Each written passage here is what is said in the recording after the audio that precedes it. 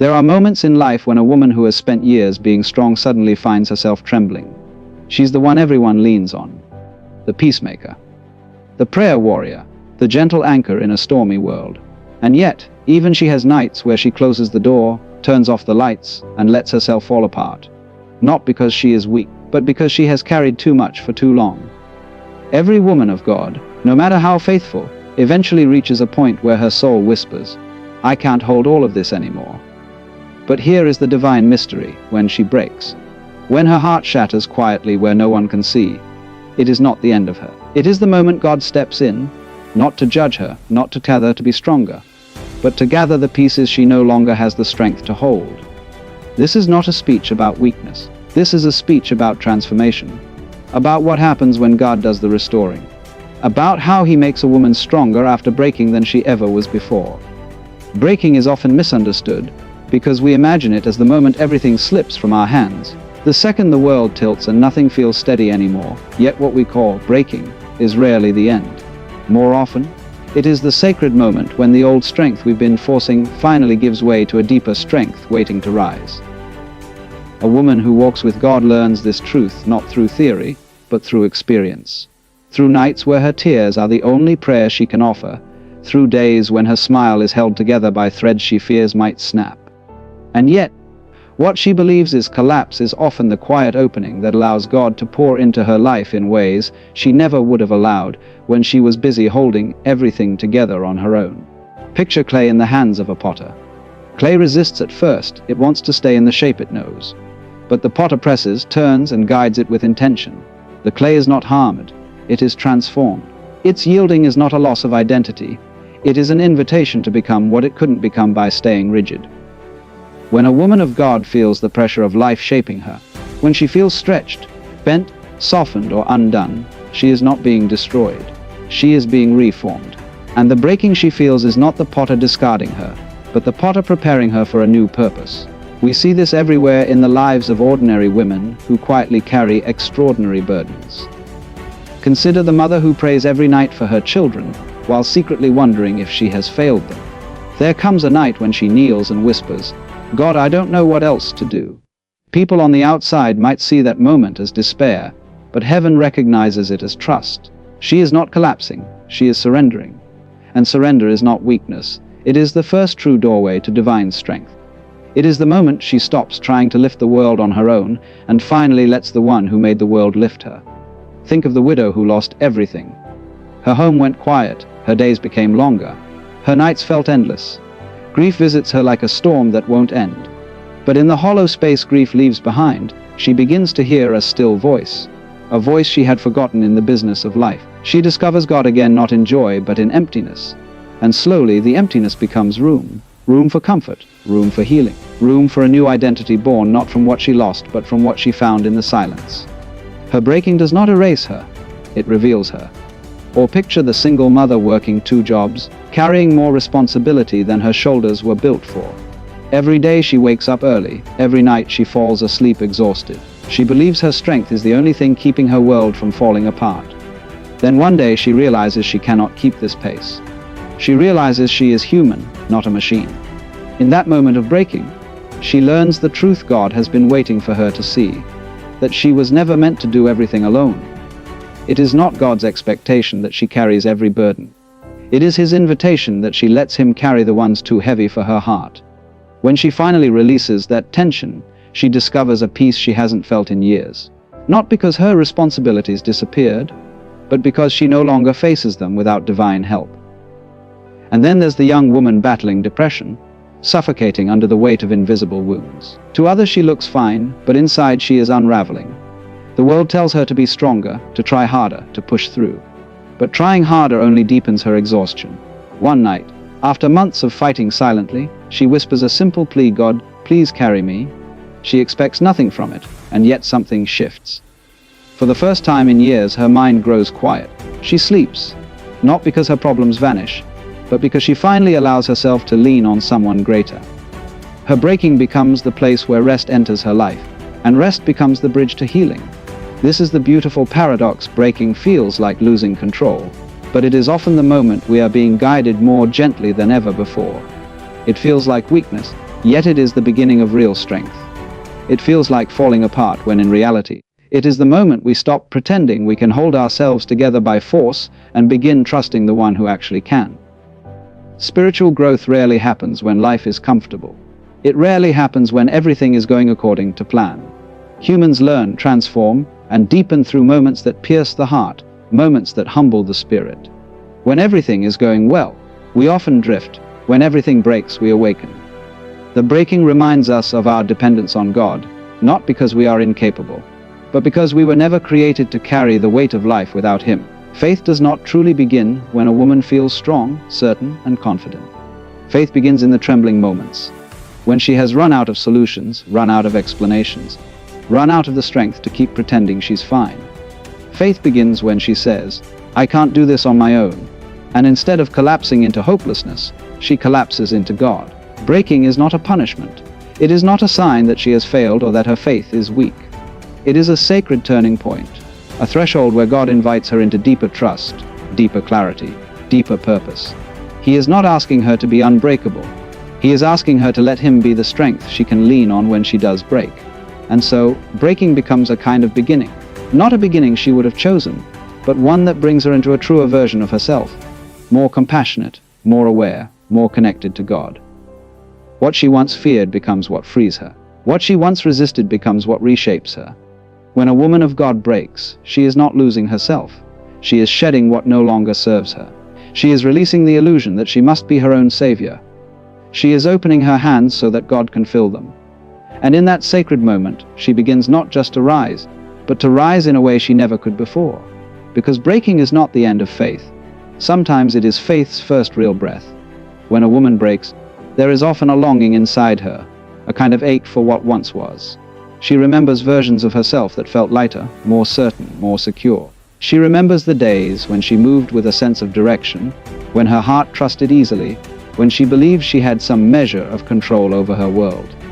And so when the breaking happens, when life shakes her in ways she did not expect and never asked for, she instinctively reaches backward, trying to return to the familiar path she once walked. It is human nature to cling to the past, especially when the present feels too heavy and the future feels too uncertain.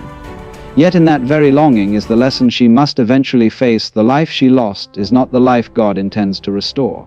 If God rebuilt only what once was, she would simply return to the same patterns, the same limitations, the same ways of seeing herself. She would slip back into the old structure that could not hold the weight of her calling. And so, God does what only God can do. He refuses to patch the cracks.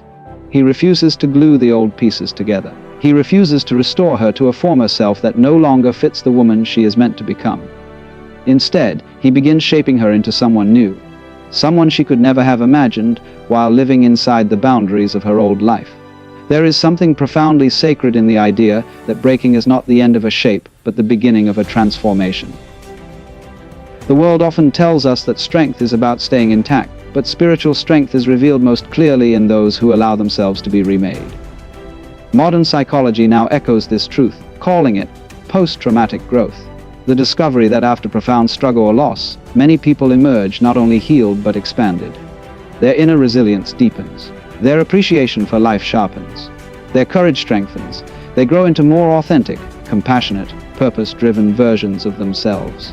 And while the research is recent, the wisdom behind it is ancient. Long before any study or theory, God was already teaching humanity that breaking is not a sign of weakness, but the opening through which new life enters. Every woman of God who has walked through deep pain knows this in her bones. She knows that what rises from the ashes is never the same as what burned.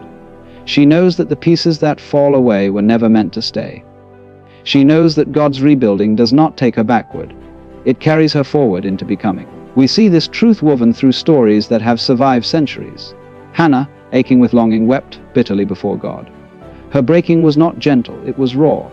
It came from years of feeling overlooked and unheard. Yet out of her tears came a child who would become a prophet, a leader, a voice of divine purpose. She was not restored to who she had been.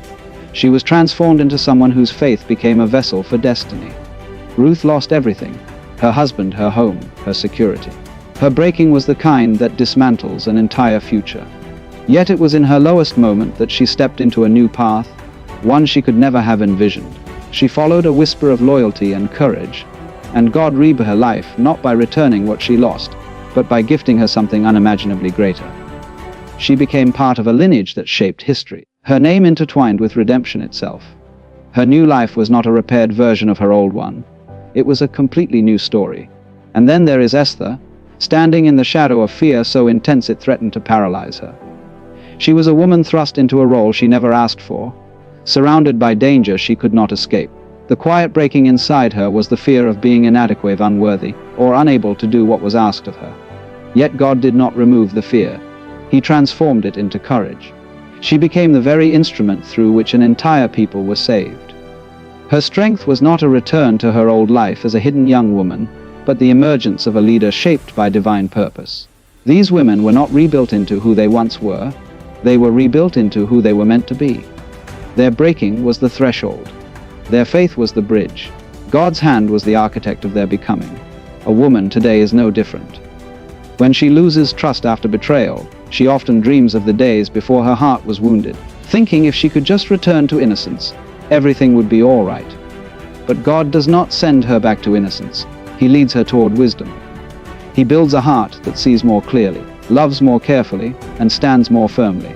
When a woman loses stability, whether through financial struggle, illness, loss, or sudden change, she may long for the days when life felt predictable. But God does not restore predictability. He offers purpose. He gives her eyes to see beyond her circumstances and strength to walk through them. When a woman loses her sense of identity, feeling stripped of roles, titles, or relationships that once defined her, she often reaches for her former self. But God does not return her to a smaller version of who she was. He expands her identity until it aligns with His vision rather than her own. Nothing God rebuilds comes back the same. That is the truth that sits at the heart of every spiritual rebirth. The pieces He chooses to keep reveal purpose. The pieces He removes reveal freedom. The new form He creates reveals destiny. If a woman could see the future God is building for her, she would stop mourning the past He has already outgrown. If she could see the strength, the clarity, the wisdom, and the resilience being shaped within her, she would understand that breaking is not destruction. It is construction. It is the dismantling of what cannot remain, so that what must emerge can finally rise. So she must allow the old to fall away. She must allow God to write her into a story she has not yet imagined. She must trust that the version of herself she is becoming is not a repaired fragment of who she once was, but a masterpiece shaped by divine hands. For God never rebuilds what was. He builds what will be. The battles a woman carries inside her are often invisible to the world. Quiet storms unfolding behind steady eyes, behind practiced smiles, behind the calm tone she uses to reassure others, even while she is falling apart within herself. These hidden battles have a way of shaping her more profoundly than anything she faces in public. It is easy to be strong when the world is watching.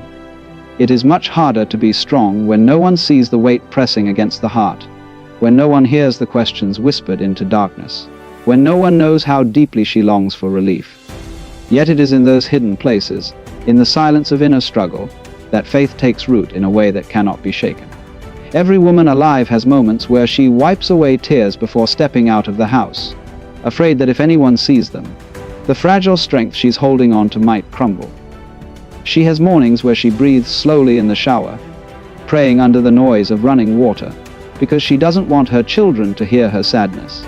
She has nights where she lays in bed with an ache she does not have words for, trying to convince herself that tomorrow she will be stronger. These are not moments of weakness. These are the holy spaces where her soul encounters God in ways too intimate for the world to witness. What makes hidden battles so powerful is that they refine a woman without applause, without affirmation, without someone telling her she is doing well. It is in these unseen struggles that she learns to lean on something greater than herself. She may appear fragile to the world, but deep within, something is forming. Something strong enough to endure, strong enough to rise, strong enough to become everything God has called her to be. Hidden battles shape the strongest faith because they demand honesty. They demand surrender. They demand the kind of trust that grows only when a woman realizes she cannot carry herself any further by her own strength. When people look at her from the outside, they may see resilience. They may see confidence. They may see grace. But what they do not see is the cost of those qualities. They do not see the moments when she questioned whether she was enough, They do not see the nights she begged God for one more ounce of courage. They do not see the fear she has had to wrestle with, the disappointments she has had to forgive, the doubts she has had to silence. They do not see the quiet conversations between her soul and her Creator. Conversations that shape her far more deeply than any encouragement offered by others. There is something profoundly beautiful about the way God works in hidden places. The world often celebrates what is visible, accomplishments, achievements, moments of victory. But God celebrates the unseen, the decisions made in silence, the persistence exercised in solitude, the prayers whispered when no one is listening. He sees every tear that falls behind closed doors. He hears every quiet plea for strength. He feels every burden carried in silence. And it is from these intimate moments that he begins forming a new strength, one that no one else may understand but everyone will eventually witness the fruit of. Consider the story of Amina. She is not unlike countless women in the world today. After losing her job, she entered a quiet season of fear and uncertainty. She didn't tell anyone because she didn't want pity or judgment. She thought she had to be strong, thought she had to maintain the appearance of having everything under control. Yet every night, when the world grew quiet, she prayed with trembling words, "God, show me how to get through this."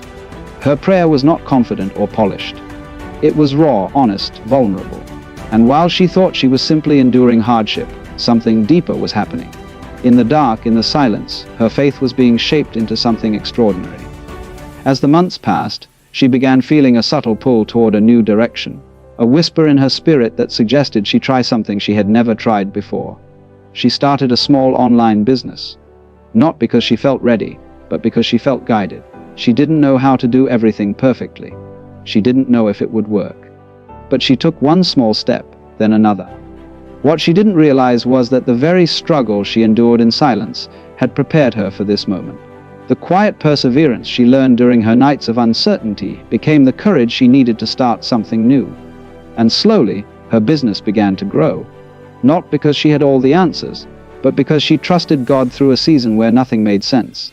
This is what hidden battles do. They strip away illusions. They peel back the layers of fear. They teach a woman that her strength is not in pretending she is unbreakable, but in trusting that even when she breaks, God is shaping her through the cracks. Her silent struggles become the soil in which her purpose grows. Her tears water the seeds of her future. Her vulnerability opens doors that her pride would have kept closed. Every woman who has ever walked through a hidden battle eventually learns something sacred. The breaking she fears does not diminish her. It deepens her. It expands her. It prepares her for things she cannot yet see or imagine. When she finally steps into the opportunities God has placed before her, but people will admire her strength.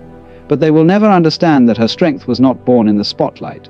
It was born in silence, in surrender, in nights where she felt alone but was in truth held closer than ever. So when a woman feels that her hidden battles make her less, she must remember that they are shaping her into more. They are making her heart wiser, her spirit stronger, her faith deeper. They are forging a resilience that will one day become the foundation for her greatest victories. And while the world may not see the transformation happening inside her now, God does. And in His perfect time, what was formed in private will bloom in public, not to glorify her suffering, but to reveal the strength He built within it. When a woman reaches the point where her heart feels like it's splintering under the weight of everything she tries so hard to manage, her instinct is almost always the same. She tries to hold herself together by sheer force. She tightens her shoulders, bites back her tears, breathes deeply, and tells herself she can't fall apart. She must look composed. She must stay strong. She must keep her world from collapsing, even if holding it all together feels like gripping shards of glass with bare hands. She believes this is what strength looks like, not breaking, not bending, not letting anyone see the cracks forming beneath her skin. But that belief is the very thing that exhausts her, because no matter how strong she is, no matter how capable, no matter how resilient, there is only so long she can stretch herself before something inside her begins to fray. She thinks she is failing if she falls apart. She thinks she is weak if she asks for help. She thinks she is disappointing God if she cannot endure everything with a smile. Yet the truth is far more tender, far more freeing, and far more divine.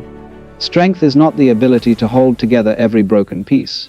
Strength is the humility to recognize that she was never meant to hold all those pieces alone. There's a reason so many studies have shown that people who believe in a higher purpose, a higher power, or a greater presence beyond themselves heal more quickly from adversity than those who depend solely on their own strength. One such Harvard study highlights that resilience increases dramatically when individuals feel supported by something larger than their personal effort. And this is not surprising. Human strength has boundaries.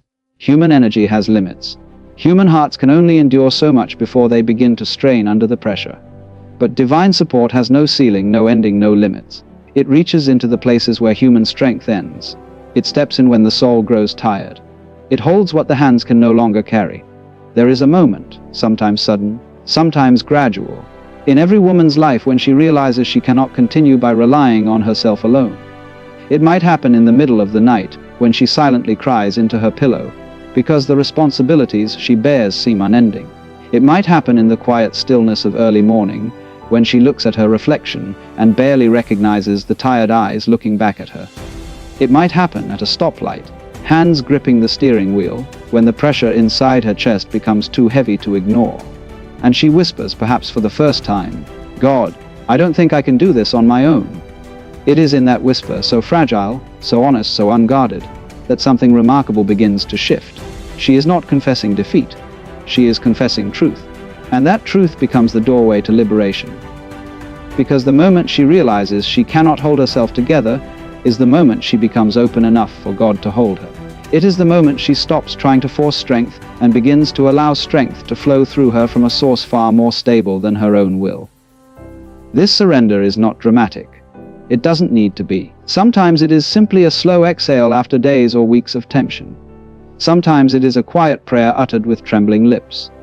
Sometimes it is a moment of stillness where she finally admits, "I need help." And contrary to what she may fear, this admission does not diminish her. It frees her. Because she no longer has to pretend.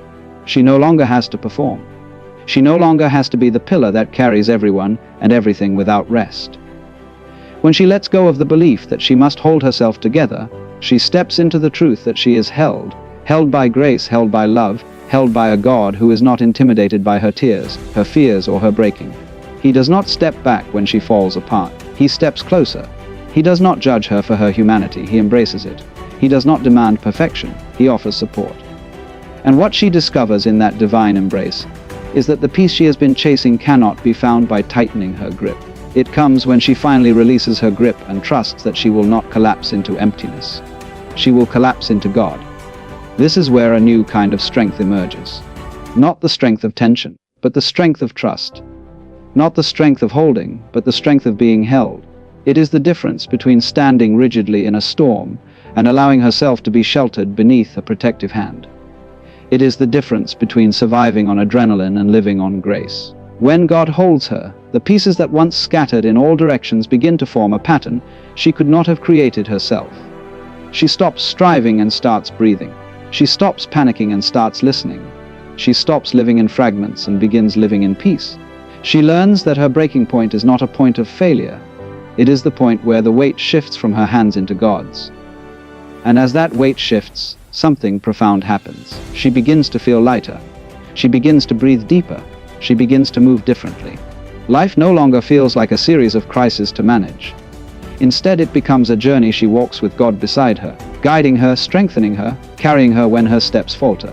And slowly, almost imperceptibly at first, her life begins to change. The tension that once knotted her chest begins to loosen. The fear that once controlled her begins to soften. The sense of overwhelm that once clouded her mind begins to lift. She finds herself responding to challenges not with anxiety but with calm, not with panic but with clarity, not with dread but with trust. Because she knows she is not alone. She knows she does not carry the weight of her world by herself. She knows that when her hands slip, God's hands do not. A woman who is held by God does not live in pieces. She lives in peace. Not because she has become perfect or immune to struggle, but because she knows where to place the weight of her soul. She knows that strength was never meant to be measured by how well she hides her breaking, but by how deeply she trusts the one who holds her through it. When life shatters a woman of God, when something inside her fractures in a way she didn't expect and didn't choose, it is rarely just a personal moment. It is the quiet beginning of a purpose she cannot yet understand. What feels like devastation today carries the seed of tomorrow's transformation. And the pieces she gathers from the ground will one day become the very foundation someone else stands on.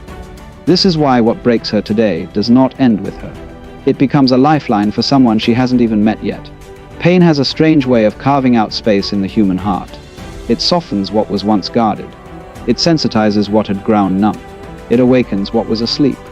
And in that awakening, something divine begins to form, not in the absence of pain, but through it. You may not notice this transformation while you're in the middle of tears, or when you're praying through the night for strength just to face another day. But God is doing the shaping anyway, quietly, intentionally, and with a level of care you would not expect from something that hurts so deeply. And here's the astonishing truth: the pain you think disqualifies you is the very experience that prepares you. The pieces of your story that you wish you could hide become the words that set someone else free.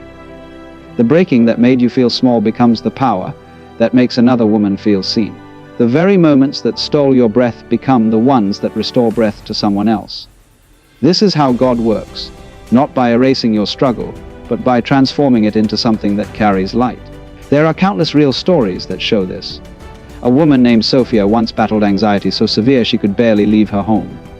For months she cried out to God, asking why she felt so defeated. It took time, long, uncomfortable, heart-wrenching time, but eventually she learned how to walk through her fear rather than be crippled by it. Years later, she became a mentor to young women who felt trapped inside their own minds. Her voice trembled when she first spoke about her journey, but people listened. They listened because she wasn't speaking theory, she was speaking survival. And survival moves people in a way perfection never will. Another woman, Maria, lost her marriage after years of trying to hold it together. She felt abandoned, ashamed, and broken. But while she was healing, something profound happened. She developed a deep compassion for women experiencing heartbreak. Without even planning to, she found herself comforting them, praying for them, reminding them of their worth. What she once viewed as her greatest wound became her greatest ministry. It wasn't because she was trying to be strong. It was because her struggle had taught her a language only those who have been broken can speak. And isn't that what touches us most? Not the polished stories, not the flawless victories, but the testimonies of those who walked through fire and emerged with warmth still in their voice. People don't connect to strength alone. They connect to the story behind it. They connect to the trembling hands that slowly became steady. They connect to the nights when someone almost gave up but didn't. They connect to the proof that God held someone together when everything inside her was falling apart. Even research confirms this. Psychologists who study trauma have found that people who experience deep suffering often develop a heightened sense of purpose afterward, something they call meaning reconstruction. They begin to help others not in spite of their pain, but because of it. Their wounds become their wisdom, their scars become their tools, their healing becomes their offering to the world. Science gives it a name, but faith has always known this truth: God never wastes pain. And this is where the beauty lies. When a woman of God breaks, she does not break alone, and she does not heal only for herself. She heals for the person she will one day comfort. She heals for the friend who will call her at midnight, unable to breathe from the weight of her own fear. She heals for the daughter who will one day ask, "Mom, how did you get through it?" She heals for the stranger who will hear her testimony and feel their own hope flicker back to life. She heals for a purpose that extends far beyond her present moment. Some of the most powerful ministries in the world were born from the deepest valleys. Some of the strongest leaders were once lying on the floor, thinking they would never rise again. Some of the most compassionate hearts were once shattered beyond recognition. Every time a woman thinks her breaking is the end, heaven already knows it is the beginning of her calling. And so, when the day comes, and it always does, when you look back at what once broke you, you will no longer see it as a wound. You will see it as an altar, a place where God met you, a place where He reshaped you, a place where He whispered. You will use this to lift others. Your ministry will not come from what made you strong. It will come from what made you fall and taught you how to rise again. This is the quiet miracle of faith. What once brought you to your knees becomes the testimony that helps someone else stand. What you survived becomes someone else's hope. What once felt like the end becomes the beginning of purpose. And the woman who once broke becomes the woman God sends to the broken. Because in the kingdom of God, your pain is never wasted. It is transformed, multiplied, and placed into the hands of others who need exactly what you learned in the dark. And that is how a breaking becomes a calling. When a woman of God breaks, it is not a tragedy. It is an invitation, an opening for God to gather her pieces, breathe new life into them, and shape her into something she never imagined. And when he holds her together, nothing, no storm, no loss, no disappointment, can ever break her the same way again. She becomes unshakable, not because she is strong, but because he is.